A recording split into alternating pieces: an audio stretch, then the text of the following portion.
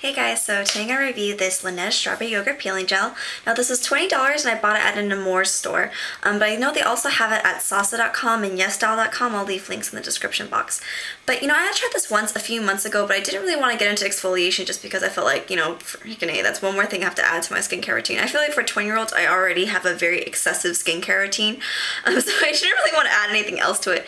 And then I kind of noticed, I do have some like small blackheads and maybe exfoliating would help with that, especially because I am also very oily and exfoliation is supposed to help with that as well. And so I was like, why not try it? I just remembered how good it smelled. So the first thing about this product is that it smells really good.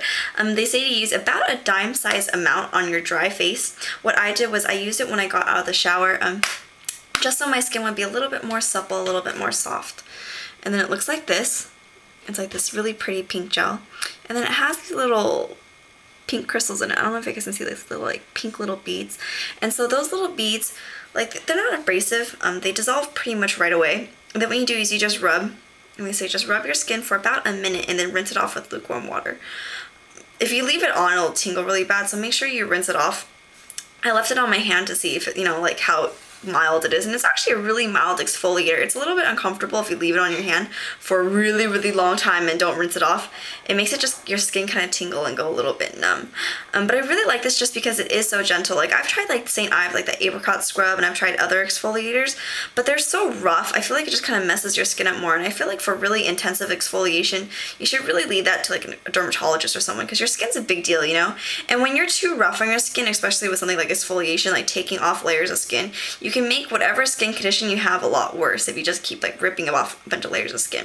So they say for most people they should like exfoliate maybe once or twice a week at the most. I'm probably going to keep it to twice a week because, like I said, I am very oily, so I do want to see if it helps with my oiliness. But I really, really, really like this. Like, there's a lot of controversy about this product. One is that once you keep rubbing, you get like these gross little white things right here. A lot of people say, oh, that's just the product balling up. I, for one, am going to be one of the people that say that that's also your skin. It's not just the product, because when I use this back to back, I didn't get half as much of these little like white bally things. And when like two different people use it, they don't get the same amount of the little balls of white stuff. So I also think that this is mostly your skin, or at least a pretty good amount of your skin coming off. Because when I did this back to back, like I said, I got almost none of this white stuff, so I also am a believer that it works. I really, really like it just for the smell, and I love that it's so mild and gentle. I felt like once I got off those like top layers of skin, all my skincare products really could penetrate my skin a little bit better, because there's not, all that dead dry skin laying on the top of the surface to block all your products from getting into your skin. I was a little bit hesitant to try it too, just because it had broke out to my friends. Most people really, really like this.